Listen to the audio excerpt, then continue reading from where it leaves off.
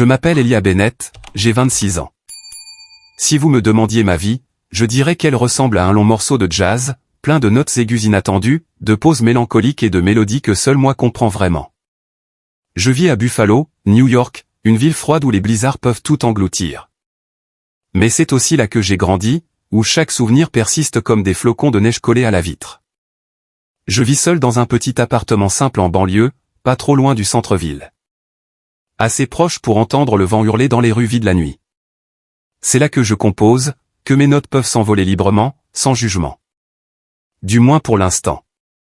Je suis l'enfant du milieu dans une famille américaine de classe moyenne typique. Nous sommes 3 frères et sœurs, ma sœur aînée Nathalie, qui a 4 ans de plus que moi. Puis moi, et mon jeune frère Connor, qui a 2 ans de moins.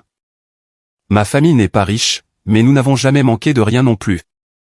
Mon père, Mark Bennett, est directeur dans une entreprise locale de fabrication automobile, toujours occupé par les chiffres et les plannings.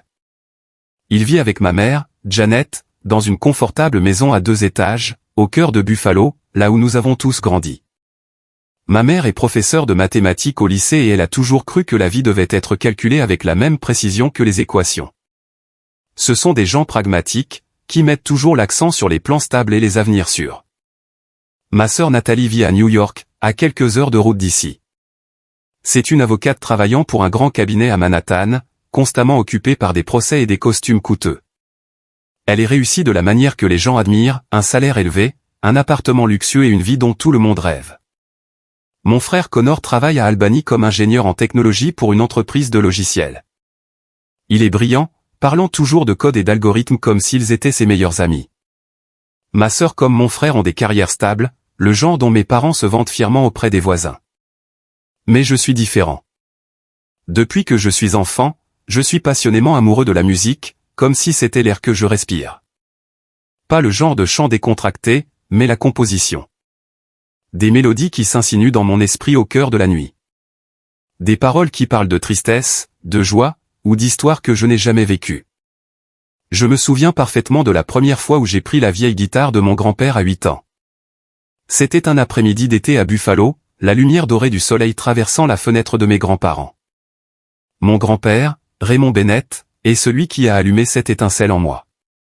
Il était saxophoniste dans des clubs de jazz légendaires à Manhattan quand il était jeune, avant de déménager à Buffalo pour fonder une famille. Il n'était pas une grande star, juste un musicien amateur, mais il aimait tellement la musique qu'il pouvait jouer du saxophone toute la nuit sans se fatiguer. Ses récits sur ses performances à Greenwich Village, où la fumée de cigarettes se mêlait au son soulful du saxophone, me captivaient toujours. La musique, ce n'est pas un métier, Ellie, disait-il affectueusement, en utilisant mon surnom. C'est l'âme. Si tu la laisses te guider, tu t'envoleras plus loin que quiconque. Mes grands-parents vivent dans une petite maison dans la campagne environnante de Buffalo, non loin de chez mes parents. C'est un endroit paisible avec un grand jardin et de vieux pommiers. Ma grand-mère, Barbara, est une femme douce, toujours occupée à cuisiner ou à s'occuper de son jardin. Ils forment un couple parfait. Quand mon grand-père jouait de la musique, ma grand-mère s'asseyait et écoutait avec un sourire. Elle est l'une des rares à avoir soutenu ma poursuite de la musique, bien qu'elle ne disait pas grand-chose comme mon grand-père. Elle me disait souvent, « Suis ce que ton cœur te dit, mon cher petit-fils. » Ils étaient la seule lumière dans mes jours les plus sombres. Quant au reste de ma famille, eh bien, ils me voient comme un rêveur peu pratique, une tache sur leur tableau parfait. Même quand j'étais enfant, je sentais ce parti pris. Nathalie était toujours félicitée pour ses excellentes notes et ses prix scolaires. Connor a reçu des formations anticipées en codage de mes parents. Et moi. Chaque fois que je passais des heures au vieux piano du salon, mon père secouait la tête et disait, « Ellie, tu devrais te concentrer sur tes études. La musique n'est qu'un passe-temps, pas un avenir. » Ma mère était encore pire. Elle me comparait à Nathalie et Connor. « Regarde ta sœur. Elle est déjà avocate. Connor s'apprête à obtenir son diplôme d'ingénieur. Et toi, assis là à gratter cette guitare pour toujours. Comment vas-tu te nourrir ?» Ces mots me blessaient comme des couteaux, mais je ne contre-argumentais pas. Je restais silencieux, avalant mes larmes. Laissez-moi vous parler d'une soirée typique chez nous pour vous donner une image plus claire de cet éloignement. J'avais environ 17 ans, et c'était un dîner familial d'hiver, la neige tombait abondamment dehors. Nous étions assis autour de la table, mangeant le rôti et la purée de pommes de terre de maman. Nathalie venait de rentrer de l'université, se vantant d'avoir décroché un stage dans un cabinet d'avocat à New York. Mon père lui tapotait l'épaule, rayonnant de fierté. C'est ma fille. Ça, c'est un avenir sûr. Connor parlait d'un projet de robotique sur lequel il travaillait à l'école. Et maman souriait de toutes ses dents. Mon garçon est si intelligent. Il est destiné à réussir. Puis ce fut mon tour. Excité, j'ai partagé que je venais de composer un nouveau morceau inspiré par les histoires de jazz de papy. J'ai même chanté quelques vers, ma voix tremblant de nervosité. Mais la réaction. Mon père fronça les sourcils. Ellie, tu y es encore. La musique n'est pas une carrière. Je ne veux pas que mon fils erre comme un hippie. Maman soupira. D'où, je suis inquiète pour toi. Ta sœur et ton frère ont des voix claires, mais tu continues à rêver. Pense s'il te plaît à ton avenir. Nathalie gloussa. Je te suggérerais d'apprendre un vrai métier, quelque chose de sûr. Connor resta silencieux un moment, puis dit doucement, Ellie, je pense que tu devrais reconsidérer. Maman et papa ont raison. Je me suis assis là, me sentant comme un étranger dans ma propre famille. Mon cœur battait de colère et de tristesse, mais j'ai simplement fini mon repas en silence et demandé à être excusé. Des moments comme celui-là se répétaient, et je devenais plus retiré. Je me sentais déplacé, comme une note discordante dans leur symphonie parfaite. Je ne porte pas de rancœur à ma sœur ou à mon frère. Je les aime sincèrement. Mais cette rudesse me faisait me demander si j'étais même leur vrai fils. Seuls mes grands-parents comprenaient. Après de tels dîners, je traversais le froid glacial à vélo jusqu'à chez eux. Papy ouvrait la porte, me serrait dans ses bras et disait, « Entre, gamin. J'ai le saxophone prêt. » Nous nous asseyions dans leur salon douillet, le feu crépitant. Ils jouaient du saxophone. Je grattais la guitare. Et nos mélodies se mêlaient comme une étreinte chaleureuse. Mamie apportait du thé chaud et des biscuits, écoutant avec son doux sourire. « Tu as du talent, Ellie, » disait papy, les yeux pétillants. « Ne laisse personne éteindre ta lumière. » J'ai raté quelques opportunités à Manhattan parce que j'avais peur des risques. Mais toi, tu es différent. Tu es plus fort que je ne l'ai jamais été.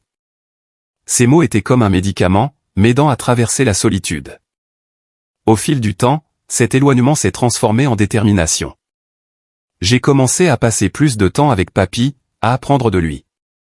Il me parlait de ses années à Manhattan, jouant dans des bars comme le Village Vanguard, où se produisaient des grands comme Miles Davis. La musique est une aventure, Ellie, disait-il. Elle peut t'emmener là où tu n'aurais jamais imaginé. Je prenais des notes sur tout. Composant mes premières chansons sur la neige qui tombait à Buffalo, sur la solitude. Sur les rêves. Mamie me cousait un sac pour mes instruments et priait toujours pour moi. Ils étaient mon seul soutien, me faisant me sentir moins seul. Quand j'ai eu 18 ans, tout a changé. C'était l'été après la remise du lycée, quand la neige a fondu et que Buffalo est devenue un peu plus verte. J'étais assis dans ma chambre, regardant la pile de dossiers d'admission à l'université. Mes parents avaient préparé des écoles techniques, des programmes d'affaires, des endroits sûrs, comme ils disaient. Mon cœur battait à l'idée de m'asseoir dans une salle de conférence à étudier des sujets qui ne m'intéressaient pas, alors que mon esprit était rempli de mélodies. Je me souviens clairement de cette nuit où je suis resté éveillé tard avec ma guitare à côté de mon lit. J'ai joué une mélodie triste sur un garçon pris entre ses rêves et la réalité. Le lendemain matin, j'ai pris ma décision. Je n'irai pas à l'université. Je poursuivrai la musique, même si cela signifiait quitter la maison, vivre seul et faire face à une tempête de ma famille. J'ai dit à mes parents au petit déjeuner dominical, lorsque toute la famille était réunie autour de la table avec du pain grillé et du café. Nathalie venait de New York et Connor était assis à côté, envoyant des messages sur son téléphone. J'ai pris une profonde inspiration, ma voix tremblante. Maman, papa, je ne veux pas aller à l'université. Je veux poursuivre la musique. Je trouverai un travail et je composerai. Le silence a envahi la pièce, rompu seulement par le bruit de maman remuant son café. Puis mon père a explosé. Quoi? Tu es fou, Ellie? Je te l'ai dit 1 million de fois, la musique n'est pas une carrière. Tu vas vivre de quoi? En jouant dans la rue. Son visage était rouge et il a claqué sa main sur la table, faisant trembler les verres d'eau. Maman a secoué la tête, les yeux embués. Ellie, mon chéri, la musique n'est qu'un jeu. Ça ne rapporte pas de quoi vivre. Regarde ta sœur et ton frère. Ils ont un avenir clair. Tu nous brises le cœur avec ça. Nathalie est intervenue, son ton condescendant. Petit frère, je te dis ça pour ton bien. J'ai vu tellement de gens courir après l'art et échouer. Tu devrais étudier le droit ou l'ingénierie. C'est plus sûr.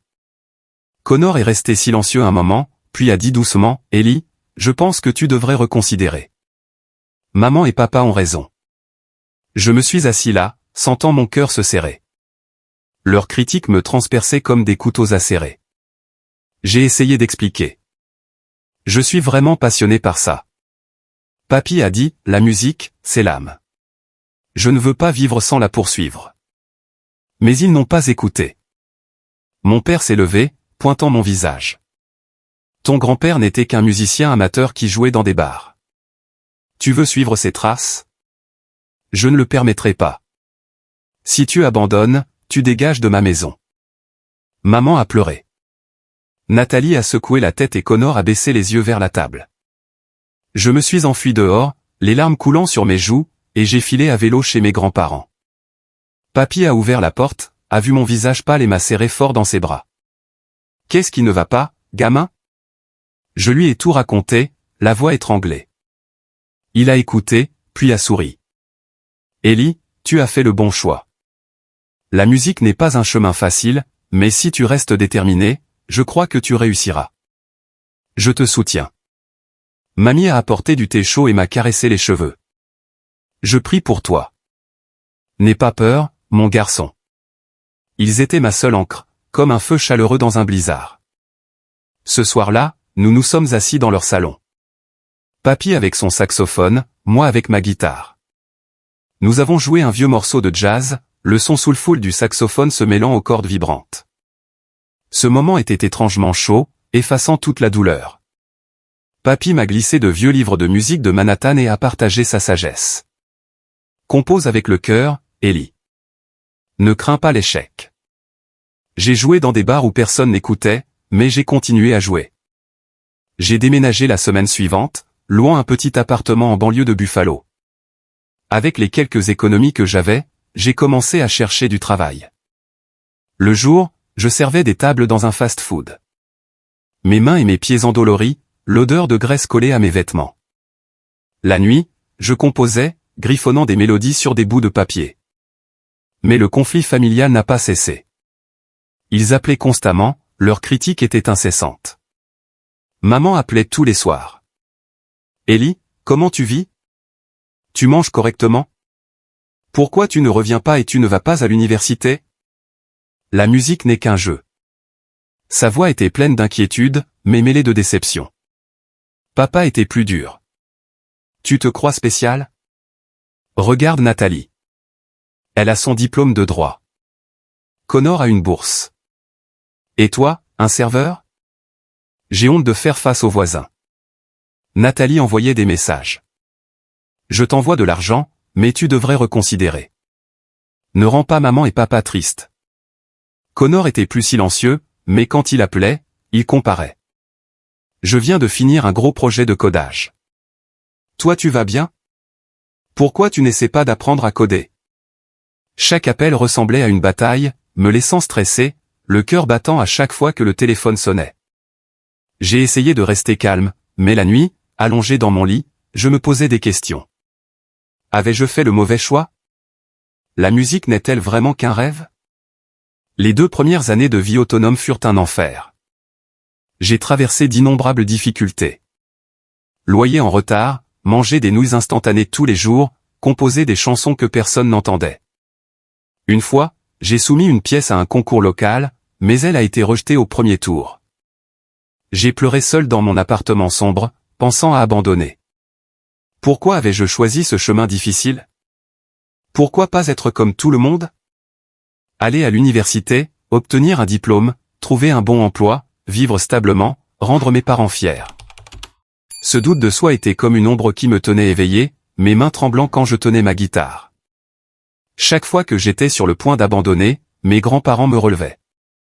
Ces soirées où nous jouions du piano ensemble étaient des moments sacrés. Papy m'envoyait des messages d'encouragement. Ne laisse pas ta famille te décourager. Ils t'aiment, mais ils ont peur. Tu dois leur prouver qu'ils ont tort. Mamie envoyait de la nourriture et me glissait même de l'argent.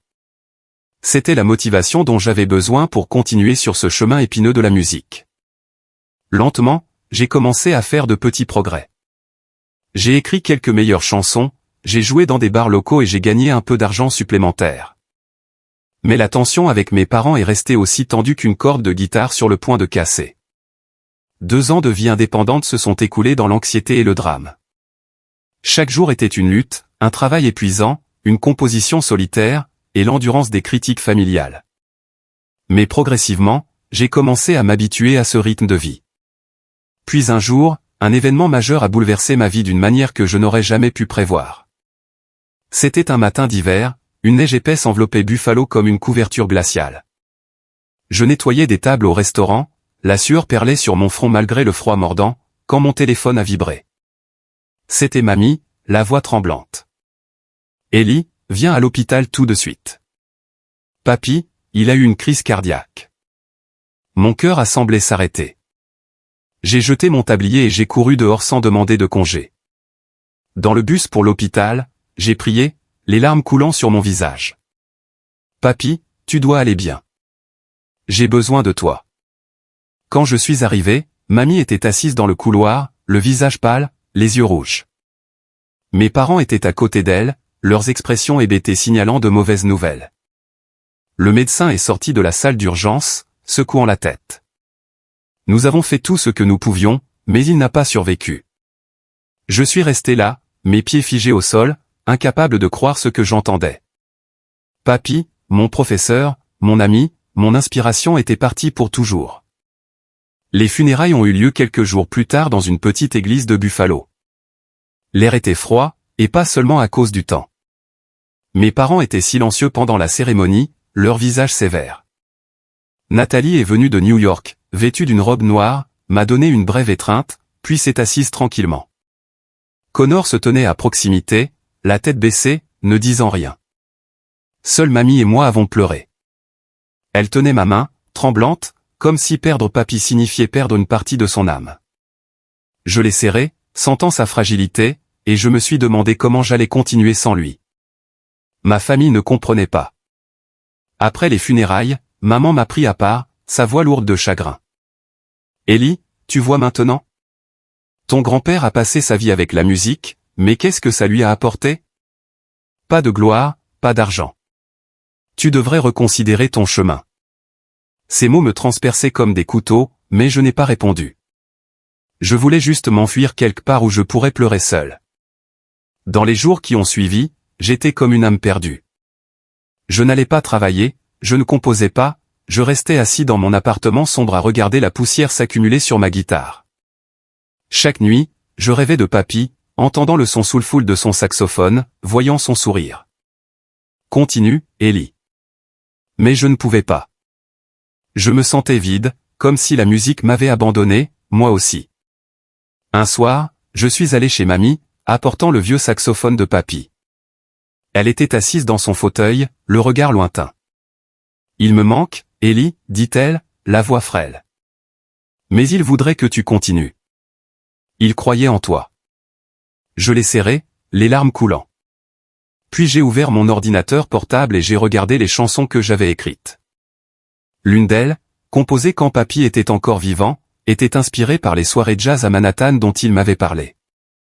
Je l'ai révisée, j'ai ajouté des paroles, et je l'ai nommée « Saxophone dans la neige », une chanson sur la perte, l'amour et les rêves qui ne meurent jamais. J'ai posté la chanson sur mes réseaux sociaux sans aucune attente. Je voulais juste honorer Papy, une façon de le garder vivant en moi. Mais ensuite, quelque chose de miraculeux s'est produit. Quelques jours plus tard, j'ai ouvert mon téléphone et j'ai vu des centaines de partages. Une semaine plus tard, c'étaient des milliers. Les commentaires affluaient. Cela m'a touché le cœur. Cela me donne envie de pleurer. Puis des millions de diffusions se répandant partout. Je n'en croyais pas mes yeux. Je me suis assis dans mon appartement, regardant l'écran lumineux, le cœur battant. Est-ce que c'était réel? Une chanson que j'avais écrite pour honorer Papy, avec le cœur, avait touché des millions de personnes. Un matin, alors que je préparais du café, mon téléphone a sonné. C'était un chanteur indépendant de New York, la voix débordante d'enthousiasme. Elia Bennett. J'ai entendu le saxophone dans la neige. Je veux acheter les droits pour l'enregistrer. Ça te dit? J'étais stupéfait, manquant de faire tomber ma tasse. Vraiment? Vraiment? Bégayai-je. Ils ont offert une grosse somme, suffisante pour couvrir mon loyer d'1 an. J'ai accepté, toujours incapable de croire que c'était réel. Puis d'autres appels sont arrivés. Un autre chanteur voulait que j'écrive une chanson personnalisée. Un petit label de disques m'a proposé un contrat. Je me suis assis, la tête tournant. C'était l'opportunité dont Papy avait parlé. La musique t'emmènera là où tu n'aurais jamais imaginé. Mais je ne l'ai pas dit à ma famille. Je savais qu'ils ne me croiraient pas, ou pire, qu'ils diraient quelque chose pour me blesser. Je n'en ai parlé qu'à mamie. Je suis allé chez elle, apportant un bouquet de fleurs, et je lui ai tout raconté. Elle a souri, me tenant la main. Ton grand-père est si fier de toi, Ellie. Mais ensuite, j'ai remarqué qu'elle commençait à oublier des choses, m'appelant par le mauvais nom, répétant des questions qu'elle venait de poser. J'étais inquiet, mais je ne pensais pas encore que c'était un signe d'Alzheimer. À ce moment-là, je voulais juste qu'elle soit heureuse et que Papy, où qu'il soit, sache que je portais son chemin. Les 6 années suivantes ont été un voyage tranquille, comme un morceau de jazz joué dans le noir, entendu seulement par moi. La chanson, Saxophone dans la neige, a ouvert une porte à laquelle je ne m'attendais pas. Après ce premier contrat avec la chanteuse indépendante de Brooklyn, les offres ont afflué. J'ai écrit pour des artistes du monde entier, des groupes indépendants à Chicago, des chanteurs pop émergents à Los Angeles. Chaque contrat était une brique dans la fondation de ma carrière. J'ai travaillé sans relâche, servant des tables le jour pour payer le loyer, composant la nuit dans mon petit appartement sous la faible lueur d'une lampe jaune, entouré d'un clavier MIDI et de feuilles de musique griffonnées de notes. J'ai appris à négocier, à signer des contrats et à protéger mes droits. Tout cela en autodidacte, sans aucune éducation formelle ni mentor pour me guider. L'argent a commencé à affluer, puis à déborder. Une chanson que j'ai écrite pour une chanteuse de Nashville a figuré dans le Billboard Hot 100, bien qu'à un rang bas. Une autre, composée pour un film indépendant, a été nominée pour la meilleure partition originale dans un petit festival de cinéma. Je n'en croyais pas mes yeux quand mon solde bancaire est passé de quelques centaines à quelques milliers, puis des dizaines de milliers de dollars. À la fin de ma 3e année, j'ai signé un accord majeur avec un label de disques new-yorkais pour écrire un album pour un chanteur célèbre. Le premier chèque de redevance était de 500 000 $. Je me suis assis dans mon appartement, fixant le chèque, le cœur battant. Je voulais crier, appeler quelqu'un, mais ensuite j'ai réalisé qu'à part mamie, personne dans ma famille ne s'en souciait. Je ne me vantais pas. Je continuais à vivre simplement, restant dans mon vieil appartement de Buffalo, conduisant un vieux pick-up de 10 ans, mangeant des nouilles instantanées quand j'étais trop paresseux pour cuisiner. Je ne voulais pas changer. Je ne voulais pas devenir quelqu'un d'autre juste à cause de l'argent. À 26 ans, ma valeur nette avait dépassé les 25 millions de dollars grâce aux accords de redevance et aux investissements judicieux dans des fonds de musique. Mais je gardais cela secret. Pas par arrogance, mais parce que je savais que ma famille ne me croirait pas, ou pire, dirait quelque chose pour me blesser. Lors des rares occasions où je rendais visite à ma famille, ils me voyaient toujours comme un échec. Papa demandait, « Tu continues à servir des tables, Ellie? Quand vas-tu avoir un vrai travail ?» Maman soupirait, « Mon chéri, je suis tellement inquiète. Regarde Nathalie. Elle vient d'acheter un appartement à Manhattan. » Nathalie, maintenant avocate senior, envoyait des messages me demandant si j'avais besoin d'emprunter de l'argent. Je souriais simplement et la remerciais poliment. Je versais mon amour à mamie. Je lui rendais visite chaque semaine, apportant des fleurs, des pâtisseries, ou parfois un vinyle de jazz vintage que papy aimait. Nous nous asseyions dans son jardin sous les pommiers en écoutant Ella Fitzgerald ou Miles Davis. Je lui parlais de mes nouvelles chansons, de mes contrats, de mes rêves qui se réalisaient. Elle souriait, les yeux s'illuminant. Ellie, tu rends fier ton grand-père et moi. Il écoute, tu sais. Mais ensuite, j'ai remarqué qu'elle oubliait de plus en plus. Une fois, elle m'a appelé Raymond, le nom de papy, et m'a demandé « Pourquoi tu ne joues plus du saxophone ?» J'ai ri doucement, la corrigeant, mais mon cœur s'est serré. Une autre fois, elle a raconté la même histoire 3 fois en 1 heure, sans se rendre compte qu'elle se répétait. Je suis devenu inquiet et je l'ai emmenée chez un médecin. Ils ont diagnostiqué un Alzheimer à un stade précoce. Je me suis tenu dehors de la clinique, les mains serrées, sentant que je perdais une autre partie de mon âme. Non, mamie, je ne te laisserai pas seule, me suis-je promis. J'ai commencé à changer mes plans. Je ne voulais plus seulement écrire de la musique. Je voulais prendre soin d'elle, lui donner la meilleure vie possible. J'ai tranquillement commencé à chercher des biens immobiliers, à contacter des architectes et à planifier un endroit où elle pourrait vivre confortablement et en toute sécurité. Mais je l'ai gardé secret, même pour elle. Je voulais que ce soit une surprise, pour lui montrer que son petit-fils rêveur avait accompli quelque chose de grand. Pendant ce temps, ma carrière continuait de s'envoler, mais je restais dans l'ombre. J'écrivais sous le pseudonyme Besno, inspiré par « Saxophone dans la neige ». Mes chansons passaient à la radio, dans des films et des publicités, mais ma famille ne le savait pas. Une fois, j'ai entendu maman fredonner une de mes chansons à la radio dans la cuisine. J'ai voulu dire « Maman, c'est ma chanson ». Mais je suis resté silencieux, de peur qu'ils ne rient ou ne me croient pas. Je n'avais plus besoin de leur validation. Du moins, c'est ce que je me disais. Tout ce que je voulais, c'était prendre soin de mamie, la seule qui avait toujours cru en moi, qui était lentement dépouillée de ses souvenirs par Alzheimer. Je savais que je devais agir pour créer un endroit où elle pourrait vivre en toute sécurité et en bonheur avant que la maladie ne lui enlève son sourire. J'ai commencé à planifier discrètement le plus grand projet de ma vie. Avec plus de 25 millions de dollars sur mon compte grâce aux accords de redevance, j'ai décidé d'acheter un manoir en banlieue de Buffalo, un endroit avec de l'air pur et de la tranquillité. Loin du bruit de la ville, j'ai trouvé une maison de 3 étages construite dans les années 1920 avec un jardin tentaculaire, des pommiers rappelant la maison de mamie, et un petit étang scintillait sous le soleil. La maison était ancienne, mais j'en voyais le potentiel. Un endroit où mamie pourrait vivre confortablement, être bien soignée, et où je pourrais rester à proximité pour la protéger. J'ai embauché une équipe de première classe d'architectes de New York, leur demandant de rénover la maison en un espace confortable et sûr pour une personne âgée. Je voulais que tout soit parfait. La chambre de mamie devait avoir de grandes fenêtres donnant sur le jardin, un ascenseur pour qu'elle n'ait pas besoin de monter les escaliers, une salle de bain avec des barres d'appui antidérapantes, et une salle de musique avec un système sonore ultramoderne pour qu'elle puisse écouter le jazz de papy quand elle le voudrait. J'imaginais qu'elle s'asseyait là, souriante en écoutant A Kind of Blue de Miles Davis, comme elle le faisait quand papy était vivant. Mais je ne me suis pas arrêté à la maison. Une idée audacieuse m'a traversé l'esprit, inspirée par une expérience d'il y a des années. Quand j'avais 22 ans, je me suis offert un vol en hélicoptère au-dessus de Buffalo pour mon anniversaire. Alors que l'hélicoptère survolait la rivière Niagara, passant devant des bâtiments scintillants et des champs enneigés, j'ai ressenti une vague d'inspiration. De nouvelles mélodies ont inondé mon esprit, comme si le ciel avait ouvert mon âme.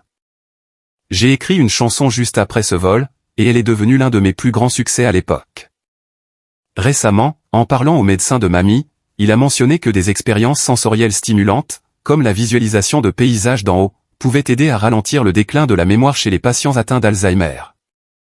L'idée m'a frappé comme un éclair.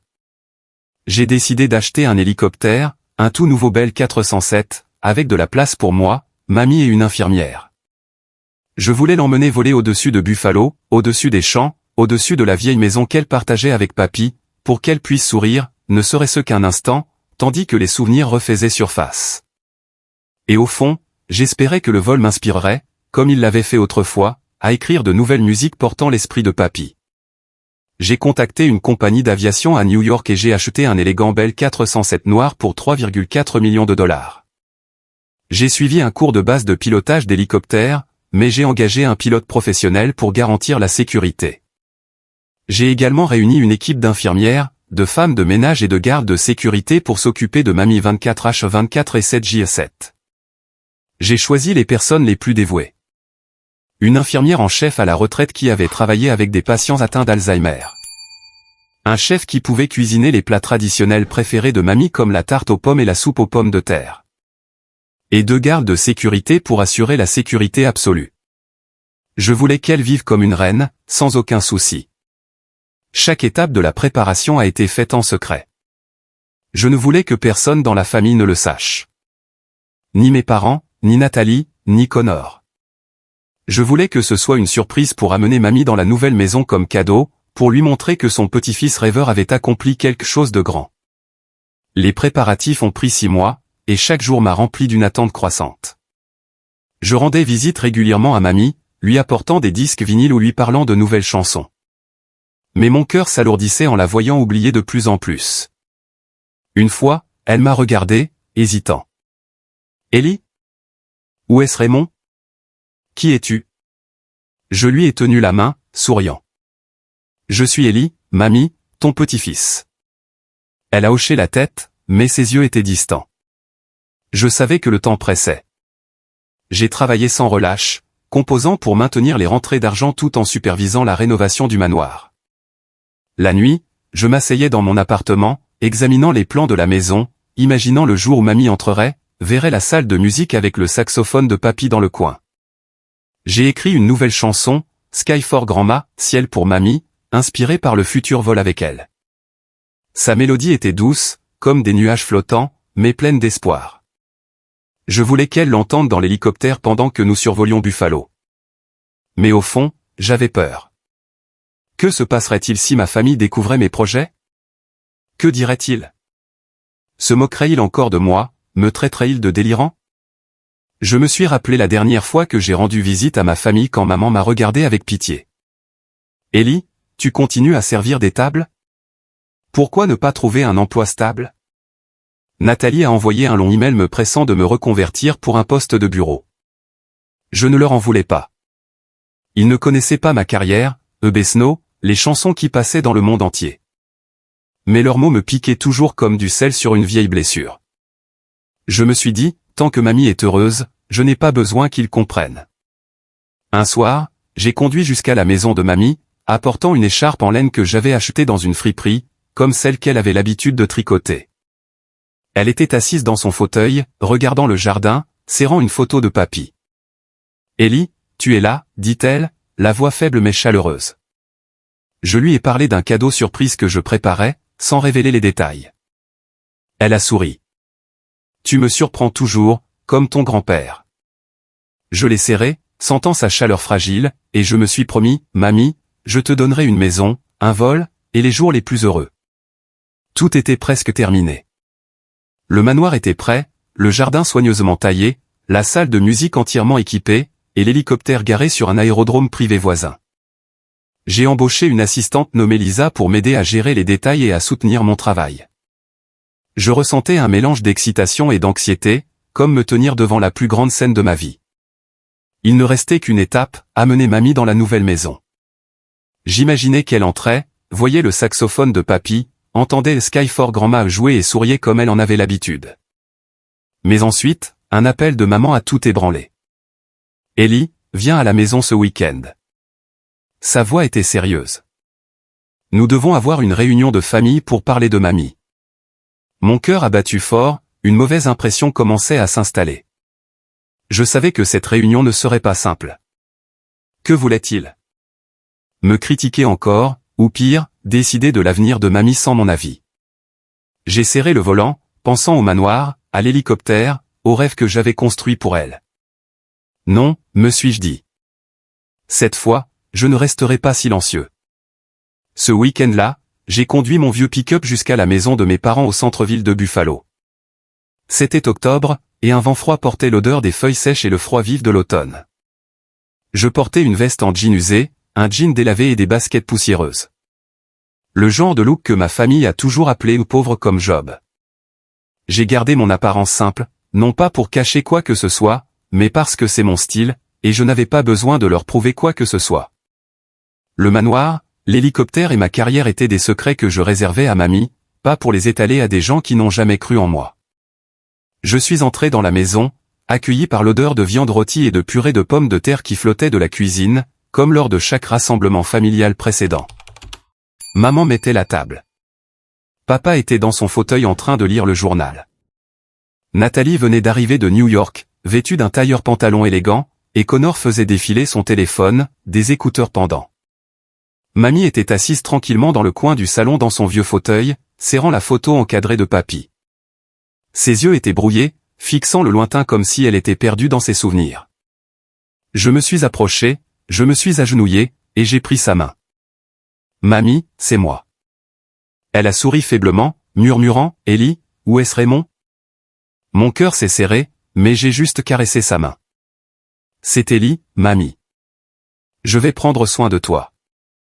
Personne dans la pièce n'a remarqué ce moment. Ils étaient trop occupés par eux-mêmes, comme toujours. Le dîner a commencé maladroitement. Maman m'a posé une assiette de nourriture devant moi, la voix teintée d'inquiétude. Ellie, tu as maigri. Comment va le travail? Tu continues à servir des tables? J'ai hoché la tête, ne voulant pas me disputer. Ça va, maman. Papa a reniflé, pliant son journal. Bien. Tu as 26 ans, Ellie.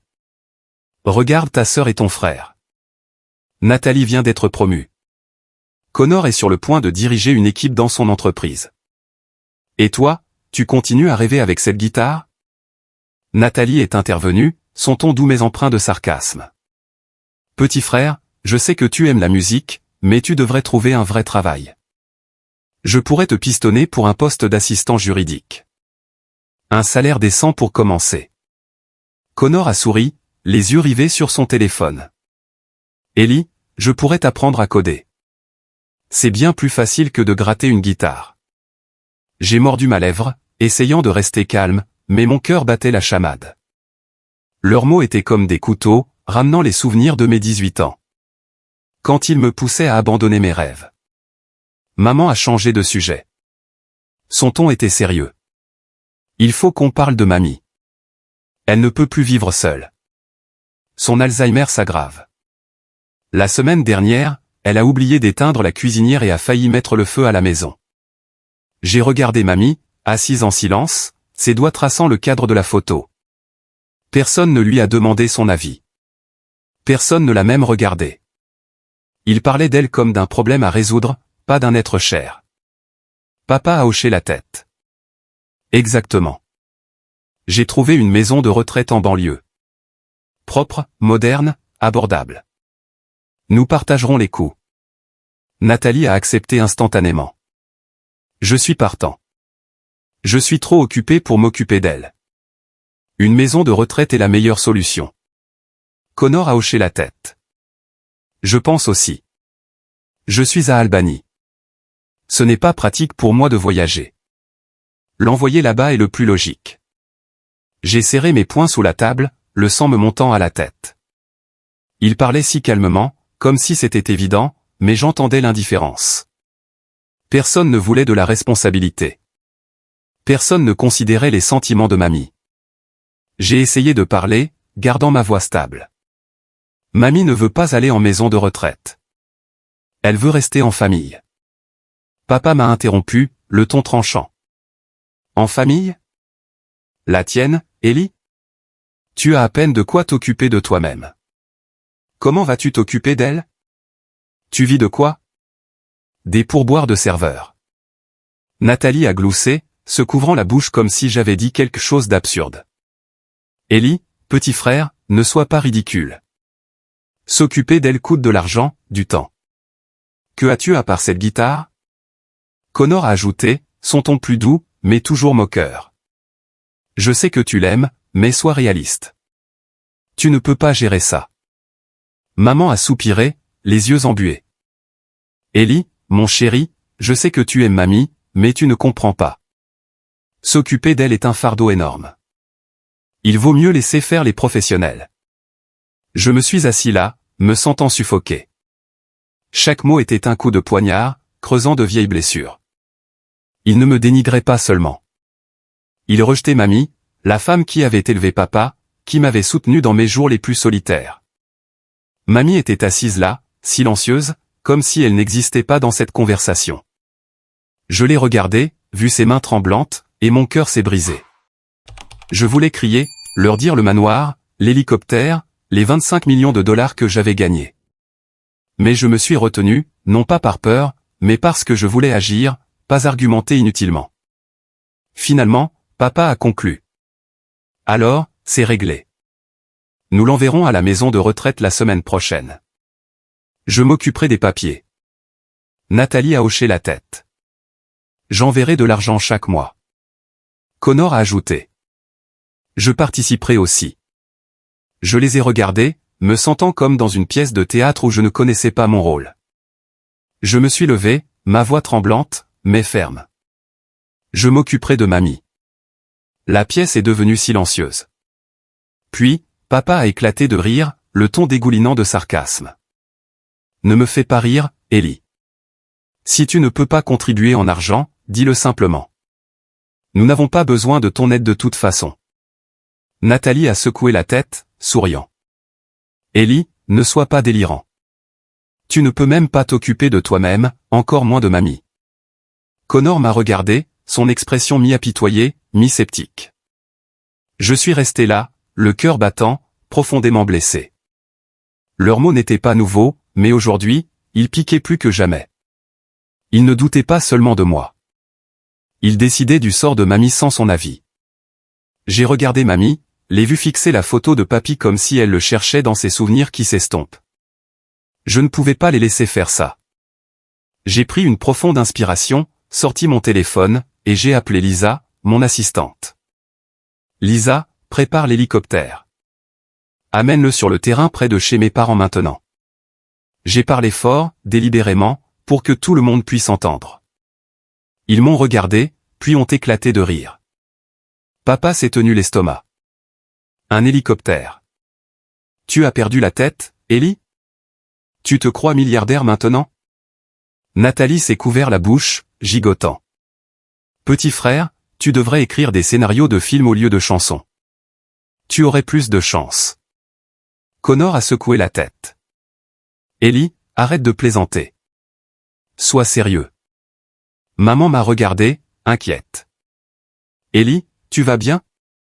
Tu sais ce que tu dis? Je n'ai pas répondu. J'ai juste regardé mamie et souri. Mamie, je vais te montrer quelque chose d'incroyable. Elle m'a regardé, ses yeux étaient troubles mais avec une légère étincelle, comme si elle sentait quelque chose. Je me suis levé, j'ai pris ma veste. Vous pouvez tous rire, mais dans un instant, retrouvez-moi sur le terrain. Je suis sorti, le cœur battant d'un mélange d'excitation et de colère. Je savais que dans quelques minutes, tout allait changer. Je me suis tenu sur le terrain de sport à quelques pâtés de maison de la maison de mes parents, où les enfants jouaient habituellement au basket et au football le week-end. Le vent d'octobre coupait l'air, vif et froid, mais je ne ressentais rien d'autre que l'adrénaline qui pompait dans mes veines. J'ai regardé ma montre. Lisa, mon assistante, avait confirmé que l'hélicoptère arrivait d'un aérodrome privé à 20 minutes de Buffalo. J'imaginais le rugissement du moteur, le Bell 407 noir et élégant atterrissant, et les visages stupéfaits de ma famille. Après des années d'être dénigré et moqué, c'était le moment de faire mes preuves.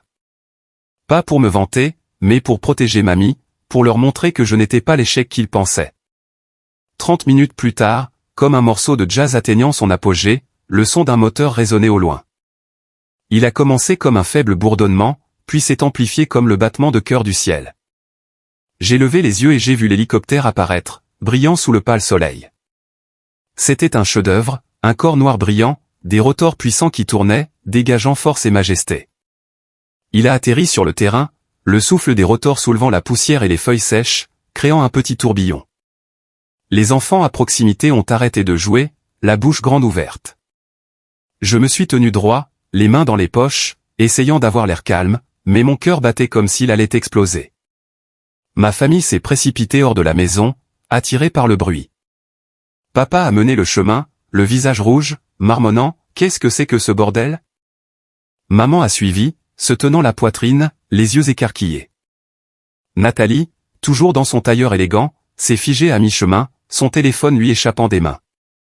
Connor s'est tenu stupéfait, ses écouteurs tombant sur son cou, la bouche ouverte. Et mamie, soutenue par maman, a regardé l'hélicoptère avec un mélange de surprise et de confusion. Je me suis approché, j'ai pris sa main. Mamie, je t'ai dit que je te montrerais quelque chose d'incroyable. Elle a souri faiblement, murmurant, Ellie, est-ce toi? J'ai hoché la tête, les yeux piquants. Je me suis tourné vers ma famille, ma voix calme mais ferme. Tout le monde, montez dans l'hélicoptère. Je vais vous montrer autre chose. Papa a ri bruyamment, mais c'était un rire nerveux. Ellie, tu as loué ça? Où as-tu trouvé l'argent? Arrête de plaisanter. Nathalie est intervenue, la voix tremblante. Petit frère, louer un hélicoptère coûte une fortune. Comment as-tu pu payer ça? Qui est derrière tout ça? Connor a murmuré. Ellie, c'est ton hélicoptère? Maman m'a regardé inquiète. Ellie, ne fais rien d'imprudent. Rends-le. Tu ne peux pas te permettre ça. Je n'ai pas répondu. J'ai juste ouvert la porte de l'hélicoptère où le pilote et l'infirmière attendaient. J'ai aidé mamie à monter, j'ai bouclé sa ceinture, et je me suis retourné. Papa, maman, montez. Nathalie, Connor, suivez en voiture. Je vous enverrai l'adresse. Mes parents ont échangé des regards, leurs visages pâles, mais ils sont finalement montés, peut-être par curiosité ou par peur de perdre la face devant les voisins qui se rassemblaient pour regarder. Nathalie et Connor, toujours sous le choc, sont restés figés. Le pilote a démarré le moteur. Les rotors ont tourné furieusement, et nous avons décollé. Mamie s'est assise à côté de moi, me serrant la main, les yeux s'illuminant en regardant par la fenêtre. « Ellie, nous volons ?» demanda-t-elle, la voix enfantine. J'ai hoché la tête. « Oui, mamie. Je t'emmène voir Buffalo. » L'infirmière était assise derrière, souriant, vérifiant l'équipement médical pour s'assurer que mamie allait bien. J'ai regardé en bas et j'ai vu Nathalie et Connor se précipiter vers la BMW élégante de Nathalie. J'ai envoyé l'adresse du manoir à Connor par SMS. Alors que l'hélicoptère s'élevait au-dessus de la rivière Niagara, au-dessus des champs brumeux, et au-dessus du centre-ville de Buffalo scintillant de lumière, j'ai ressenti une inspiration surgir, comme lors de mon premier vol il y a des années. J'ai regardé mamie, l'ai vue sourire en désignant la rivière. Si beau, Ellie. Ton grand-père aimait cette rivière.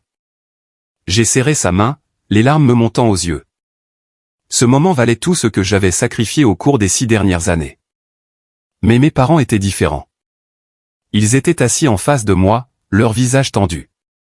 Papa a pris la parole, le ton sceptique. Ellie, où as-tu trouvé l'argent pour louer ça? L'as-tu emprunté? Je ne te tirerai pas d'affaire. Maman a serré la main de papa, inquiète. Mon chéri, dis la vérité. Que as-tu fait pour obtenir un hélicoptère? Tu t'es mêlé à quelque chose de louche? J'ai soupiré, me tournant vers eux. Papa, maman, je ne l'ai pas loué. C'est mon hélicoptère. Je l'ai acheté. Papa a ri bruyamment, mais ses yeux étaient mal à l'aise. Tu l'as acheté? Tu es fou? Tu es serveur. Comment peux-tu te permettre un hélicoptère? Maman a secoué la tête. Ellie, ne mens pas. Je suis tellement inquiète. Je n'ai pas argumenté. La vérité parlerait d'elle-même. L'hélicoptère a atterri dans le jardin du manoir, une magnifique maison de 3 étages avec un toit de tuiles rouges, de grandes fenêtres en verre, et des pommiers qui l'entouraient. Nathalie et Connor sont arrivés en voiture peu après, se garant devant le portail, leurs yeux écarquillés en découvrant la maison. J'ai aidé mamie à descendre, l'infirmière a suivi, et j'ai guidé tout le monde à l'intérieur. Le personnel se tenait à la porte, s'inclinant. « Bienvenue, monsieur et madame Bennett. » Papa a murmuré, « Qu'est-ce que c'est? À qui appartient cette maison? » Nathalie a haleté. « Ellie, tu as loué ça aussi? Tu fais un film ou quoi? » Connor est resté là, regardant autour de lui avec incrédulité. J'ai conduit ma famille dans le spacieux salon où un feu crépitait, projetant une lumière chaude sur les murs de couleur crème. Dans le coin, le saxophone de papy se tenait fièrement sur un support en bois à côté d'un système de sonorisation ultramoderne jouant doucement un saxophone dans la neige comme un salut du passé. Mamie a regardé le saxophone, ses yeux s'illuminant brièvement. Raymond, a-t-elle murmuré. J'ai tenu sa main, souriant. C'est ça, mamie. C'est ta maison et la mienne. Mes parents, Nathalie et Connor, sont restés figés, comme s'ils étaient entrés dans un autre monde. Je me suis tourné vers la femme de ménage, une femme d'âge mûr avec un sourire professionnel. Anna, s'il vous plaît, demandez au chef de préparer un repas somptueux pour ma famille, et apportez du thé et des pâtisseries d'abord. Anna a hoché la tête. Oui, monsieur Elia. Je m'en occupe immédiatement. J'ai invité tout le monde à s'asseoir sur les luxueux canapés en cuir disposés autour d'une grande table en noyer. Mamie s'est assise à côté de moi, serrant toujours la photo encadrée de papy, son regard brumeux avec une touche de paix. J'ai fait signe à l'infirmière de rester à proximité, assurant le confort de mamie. Papa était assis en face de moi, son visage toujours pâle, les mains serrées alors qu'il essayait de comprendre ce qui se passait. Maman serrait son sac à main, ses yeux balayant la pièce, des peintures sur les murs au lustre en cristal étincelant. Nathalie a jeté un coup d'œil autour d'elle, son expression mêlant suspicion et curiosité. Connor était assis silencieusement, ses yeux fixés sur le saxophone. Anna a apporté un plateau de thé en argent, déposant des tasses de thé fumante et une assiette de biscuits beurrés que je savais que mamie aimerait. J'ai versé du thé pour mamie et je me suis tourné vers ma famille. S'il vous plaît, sentez-vous chez vous. J'ai quelque chose à partager. Papa s'est raclé la gorge, essayant toujours de maintenir son autorité. Ellie, qu'est-ce qui se passe? Où as-tu trouvé l'argent pour cette maison? L'hélicoptère? Tu as fait un prêt auprès d'un requin? Nathalie est intervenue, son ton vif. Ellie, sois honnête. À qui appartient cette maison? Que as-tu fait pour te permettre ça? Je suis avocate. Je sais que ce genre de choses n'est pas simple. Connor a murmuré quelque chose que je n'ai pas pu entendre. Maman a serré la main de papa, regardant la pièce avec admiration. J'ai pris une profonde inspiration, me sentant comme me tenir devant la plus grande scène de ma vie. C'était le moment de m'ouvrir. Pas pour me vanter, mais pour leur faire comprendre. Me comprendre. Comprendre mamie. Comprendre le rêve dont ils se sont moqués autrefois. Je ne suis impliqué dans rien de louche, ai-je commencé, ma voix calme mais ferme. Depuis 6 ans, je vis de la musique. Je compose sous le pseudonyme Besno. Vous avez entendu le saxophone dans la neige à la radio. N'est-ce pas? Je l'ai écrite pour papy. Elle est devenue virale. Et à partir de là, j'ai signé des contrats avec des chanteurs, des groupes et des studios de cinéma. J'ai écrit pour des artistes à Nashville, Los Angeles, New York. Des chansons dans des publicités et des films, beaucoup sont les miennes. J'ai gagné plus de 25 millions de dollars grâce aux redevances et aux investissements. Cette maison, l'hélicoptère, le personnel. Je les ai tous achetés pour prendre soin de mamie. Le silence a envahi la pièce. La bouche de papa s'est ouverte, mais aucun mot n'est sorti.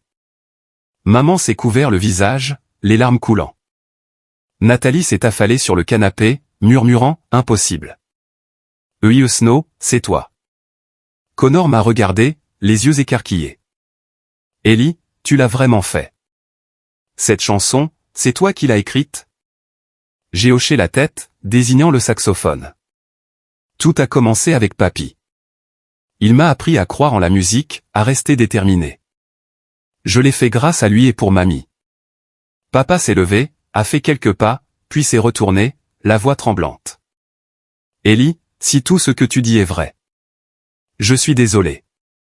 J'ai toujours pensé que tu étais un rêveur, que tu échouerais. Je ne savais pas que tu avais fait tout ça.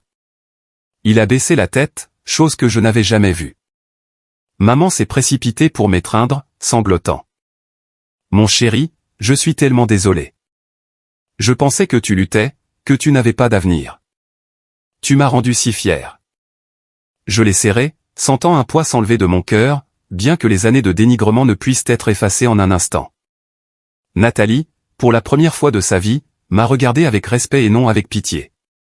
Elle a dit, la voix émue. Ellie, je n'aurais jamais pensé que la musique puisse faire ça. J'ai toujours vu ça comme un passe-temps. Je pensais que tu échouerais comme tant d'autres. J'avais tort. Tu es incroyable. J'ai souri, hochant la tête. Je ne vous en veux pas, Nathalie. Je voulais juste faire ce que j'aime et prendre soin de mamie. Connor était différent. Il s'est levé, s'est approché du saxophone et l'a touché comme s'il était un trésor. Ellie, dit-il, la voix étranglée. Honnêtement, j'ai toujours voulu poursuivre la musique aussi. Je joue de la guitare, mais j'avais peur. Peur des critiques de maman et papa. Peur d'être moqué comme toi. J'ai choisi la technologie pour la sécurité, mais je ne suis pas heureux. Je l'ai regardé, me voyant il y a 10 ans, et je me suis approché, posant une main sur son épaule. Connor, si tu le veux vraiment, je t'aiderai. La musique n'est pas facile, mais si tu es passionné, je serai là pour t'enseigner comme papy m'a enseigné. Connor a hoché la tête, les yeux rouges, et pour la première fois, je l'ai vu sourire sincèrement. Anna est revenue, annonçant que le dîner était prêt. J'ai conduit tout le monde dans la salle à manger où une longue table était dressée comme un festin royal. Nappe de soie blanche, bougies vacillantes, et un étalage élaboré préparé par le chef. Filet de bœuf Wellington, salade de homard, purée de pommes de terre avec sauce crémeuse aux champignons, et tarte aux pommes chaudes. Le plat préféré de mamie. Nous nous sommes assis et pour la première fois depuis des années, l'atmosphère familiale était intense. Mamie, malgré sa mémoire brumeuse, a souri en goûtant la tarte. Comme celle que j'avais l'habitude de faire. Je lui ai tenu la main, murmurant « J'ai appris de toi ». Le repas s'est passé avec des histoires. J'ai partagé plus sur mon parcours, les nuits blanches de composition, les rejets, les moments où je pensais abandonner. Mes parents écoutaient, hochant la tête de temps en temps, les yeux brillants. Nathalie a parlé des pressions de son cabinet d'avocat, admettant pour la première fois qu'elle se sentait dépassée. Connor a timidement partagé les chansons qu'il avait écrites en secret, et je lui ai promis de les écouter. Pour la première fois, nous avons parlé comme une famille, sans jugement. Après le dîner, mes parents, Nathalie et Connor se sont préparés à partir. Nathalie m'a serré dans ses bras, murmurant « Je suis fier de toi, Ellie ». Connor m'a serré la main. « Merci, mec. Je vais essayer sérieusement. » Mes parents m'ont serré plus longtemps.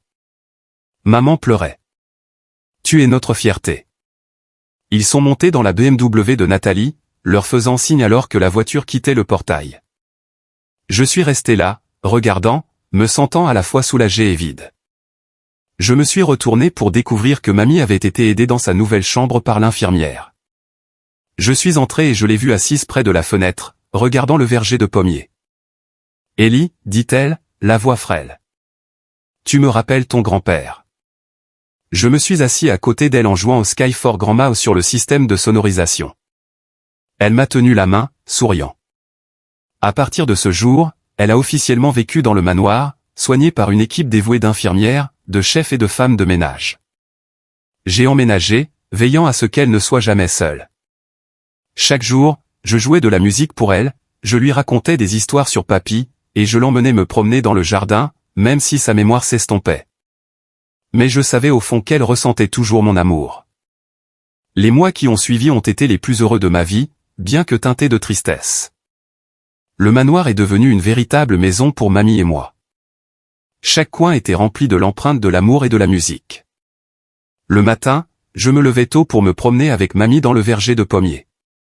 Elle aimait cueillir une pomme, même si l'infirmière la prévenait toujours de ne pas en manger par peur de maux d'estomac.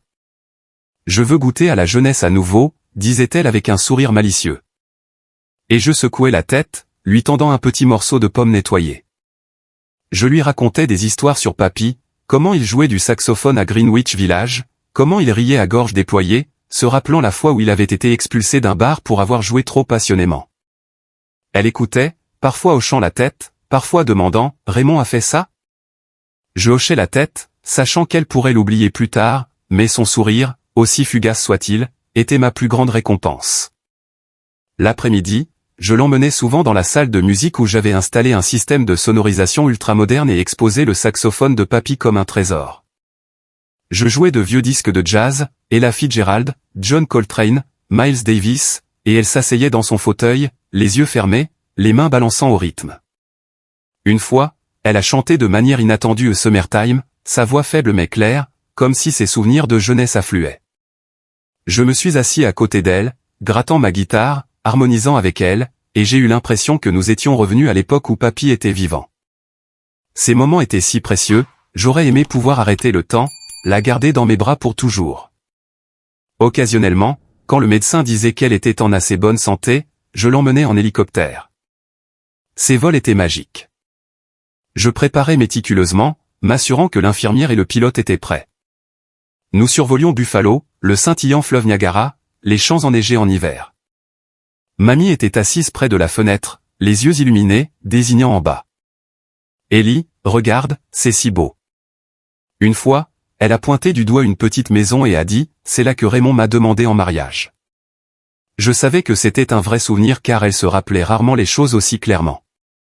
Je lui tenais la main, murmurant, je sais, mamie. Papy t'aimait tellement. Ces vols ne l'aidaient pas seulement, ils m'inspiraient. Haut dans le ciel, regardant le vaste monde, je sentais de nouvelles mélodies affluer. Comme quand j'ai composé après mon premier vol il y a des années. Une fois, après l'avoir ramené, je me suis assis à mon bureau et j'ai écrit une nouvelle chanson, Above the Snow, au-dessus de la neige, pour un chanteur célèbre à Los Angeles, avec sa mélodie entraînante et ses paroles sur des souvenirs intemporels. Elle a rapidement grimpé dans le Billboard Hot 100. Chaque fois que je l'entendais à la radio, je souriais, pensant à mamie et papy. Ma famille a aussi changé. Après cette réunion tendue, ils ont commencé à prendre plus de nouvelles, sans le sarcasme ni la pitié. Maman appelait chaque semaine, s'enquérant de mamie et de moi. Ellie, tu vas bien? Comment va mamie? Je veux vous rendre visite. Nathalie envoyait des messages, ne me pressant plus de devenir avocate, mais me demandant des nouvelles de ma musique. Petit frère, ta nouvelle chanson est un succès. Je l'ai écoutée. C'est incroyable. Connor venait souvent au manoir, apportant sa vieille guitare. Une fois, il a timidement joué une chanson qu'il avait écrite, et j'ai vu son talent. Connor, tu devrais la soumettre, lui ai-je dit. Il a souri, les yeux brillants. Tu penses que j'en suis capable? J'ai hoché la tête. Absolument. Je vais te mettre en contact avec un label de disques. En le regardant, j'ai vu moi-même à 18 ans, plein de passion, mais effrayé. Je me suis promis de ne pas le laisser subir les critiques que j'ai endurées. Ce Noël-là, j'ai organisé une fête au manoir. Je voulais que la famille soit réunie, non pas pour me vanter, mais pour guérir les fêlures qui avaient persisté trop longtemps. J'ai demandé au chef de préparer un festin grandiose, dinde rôtie, pudding, et bien sûr, tarte aux pommes pour mamie. Le salon était décoré somptueusement avec un sapin de Noël imposant touchant le plafond, des lumières scintillantes, et un feu de cheminée chaud. La guitare de papy était dans le coin à côté de son saxophone, un rappel de son héritage. Mes parents, Nathalie et Connor, sont arrivés tôt, apportant des cadeaux et de sincères sourires. Maman m'a serré dans ses bras, murmurant, « Tu m'as rendu fier, Ellie. » Papa m'a tapé sur l'épaule, la voix basse. J'avais tort. Tu es l'homme de la famille.